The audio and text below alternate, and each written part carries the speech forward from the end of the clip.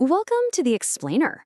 Today, we are diving into a philosophical text that completely flips our understanding of morality on its head. It makes the pretty wild claim that our deepest, most primal instincts, the stuff society often calls evil, aren't a flaw at all. In fact, they might just be the very engine of our existence. And this quote right here, wow, it just sets the stage perfectly. The idea is that our whole civilization, all our politeness, it's just a paper-thin mask, and underneath it, a roaring hunger that's been with us since the dawn of time. So, the text introduces us to this mysterious character called the Prince, and he's observing this thing he calls the Devil's Hour. Now, this isn't just a time on a clock. It's a moment when the human spirit itself starts to, well, change. Okay, so to really get what's going on here, we have to understand this one key term, atavism. The prince sees the devil's hour not as some new kind of corruption, but as a reawakening. It's the resurgence of these ancient instincts that have been dormant, just sleeping right under the surface. Think of this hour as the trigger, right? It's the catalyst that just strips away that thin veneer of civilization, letting what the text calls the ancient, unrefined passions of the blood finally break free and come to the surface.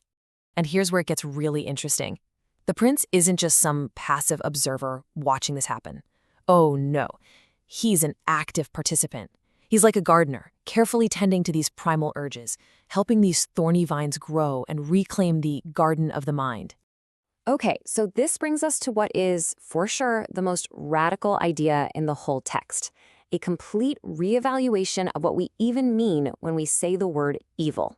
The source draws this really stark contrast. On one hand, you have the modern moral man who's painted as this recent fragile experiment. But on the other hand, you have the primal man, violent, instinct-driven, and he's called the bedrock, the very foundation of our species' long history. And this quote really just hits the nail on the head. The argument is that what we've labeled evil isn't some mistake or an aberration. According to this philosophy, it's the original, most enduring part of who we are. It's our birthright. So you see, the big takeaway here is that this isn't about some outside devil coming in and corrupting people. Not at all. It's about unlocking something that was already inside us all along. The prince is basically just turning the key to a vault where our original impulses have been locked away for centuries. Now, this naturally leads to a pretty fascinating question. If these primal drives are so fundamental to who we are, what are they for? I mean, are they just purely destructive? And the text challenges us with that very question. It's asking us to look past the label of damnation and consider something a bit dangerous. What if these ancient urges are actually useful? Well, according to the prince's worldview, these so-called evil impulses are the secret engine of humanity. They're what fuel our progress and our ambition. They save us from what he calls a stagnant, holy boredom. They provide the raw, chaotic energy that both builds and destroys civilizations, forcing us to constantly evolve. It's all framed as this crucial balancing act. The prince sees these primal urges as a necessary corrective, a way to counter what he sees as the weakening effect of too much altruism. It's the force that makes sure humanity never loses its competitive edge, its teeth. But hold on, the ultimate goal here isn't just a return to pure chaos. It's something way more ambitious.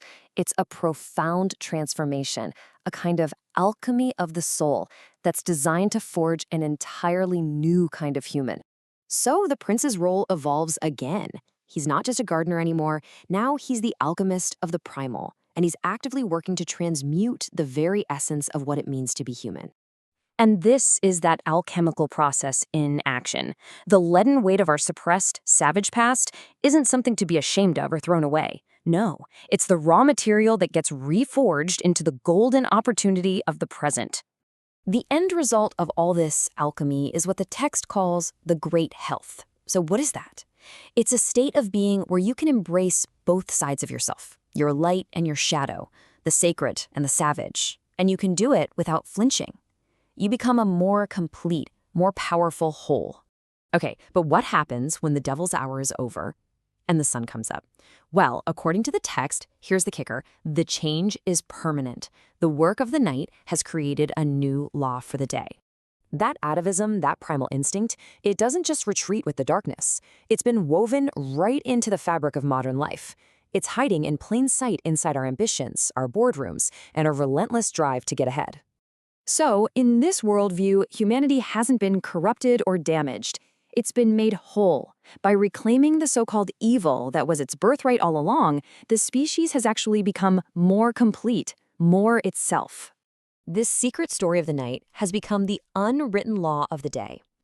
You could say the human operating system has been permanently updated, and our primal instincts are now a core feature, not a bug.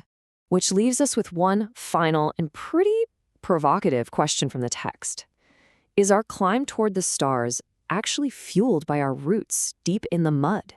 Is all of our incredible progress powered by the very same savage instincts we pretend we've overcome? A challenging idea to leave you with.